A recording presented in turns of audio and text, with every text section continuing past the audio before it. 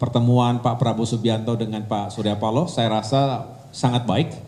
Kita tahu bahwa pasca pemilu tokoh-tokoh politik nasional yang juga bisa dikatakan tokoh-tokoh bangsa sangat diharapkan bisa menunjukkan semangat rekonsiliasi bangsa. Walaupun dalam prosesnya sangat dinamis, ya sangat dinamis. Kalau ditanya apakah Demokrat punya calon sendiri, per hari ini kami terus terang belum ada yang sangat siap secara personal untuk menjadi calon gubernur. Tapi untuk calon wakil gubernur masih mencari, masih menimbang-nimbang. Tapi kalau tadi ada pertanyaan bagaimana dengan sosok Pak Suswono, kami juga tentunya kenal karena beliau pernah menjadi menteri di zaman Presiden SBY sebagai Menteri Pertanian ketika itu.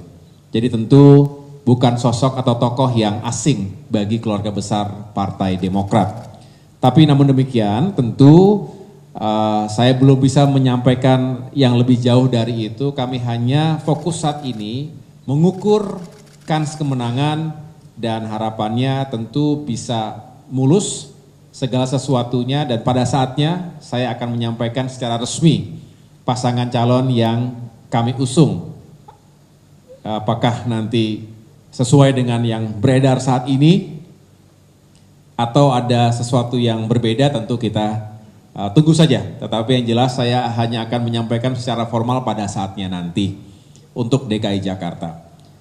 Lalu masih ada kaitan dengan pertanyaan ini tadi yang kedua pertemuan Pak Prabowo Subianto dengan Pak Surya Paloh saya rasa sangat baik. Kita tahu bahwa pasca pemilu tokoh-tokoh politik nasional yang juga bisa dikatakan tokoh-tokoh bangsa sangat diharapkan bisa menunjukkan semangat rekonsiliasi bangsa.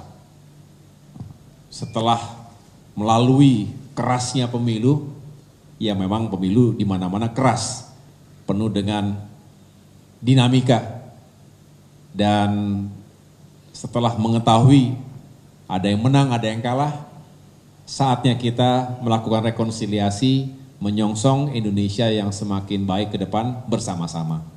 Oleh karena itu saya selalu mengapresiasi pertemuan antar tokoh, antar elit politik yang kalau itu terjadi dengan genuine, maka para konstituen termasuk masyarakat luas juga bisa mengapresiasinya. Karena pada prinsipnya masyarakat senang kalau melihat para pemimpinnya akur, rukun, dan tidak saling bermusuhan.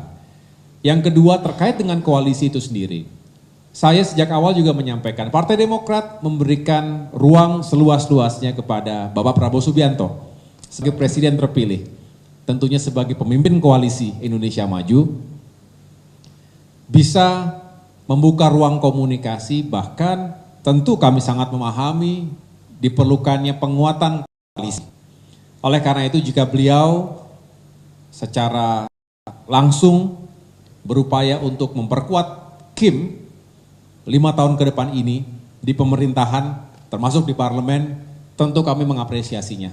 Itu adalah hak beliau dan kami hanya ingin diajak terus dalam diskusi dan saya senang beliau juga selalu mengajak diskusi anggota Kim karena memang untuk menyelesaikan banyak masalah bangsa hari ini dan ke depan selalu membutuhkan kebersamaan. Sinergi dan kolaborasi Kim tidak berhenti di Pilpres. Tapi juga jangan salah lihat kalau misalnya kok tidak bareng-bareng dalam pilkada di satu daerah, dua daerah, juga jangan dilihat bahwa Kim tidak solid. Tapi ini adalah realitas politik, pemilu, pilkada dalam sebuah alam demokrasi yang menganut sistem multipartai. Jadi memang menarik untuk kita ikuti bersama apa yang terjadi di daerah satu dan lainnya. Kalau ada kesamaan tentu bagus, tetapi kalau ada perbedaan tentu kita saling menghormati satu sama lain. Menjunjung tinggi prinsip jurnalisme dalam setiap tayangan terbaiknya. menghadirkan berita bernilai sebagai referensi, gelar bicara yang tajam, Tidak, ini kan kebohongan dok. mengupas fakta demi fakta dan mendorong pencarian solusi, serta investigasi yang mengungkap kebenaran. Rosi, Satu Meja, The Forum, Sapa Indonesia Malam. Nilu, ikuti semuanya bersama Kompas TV.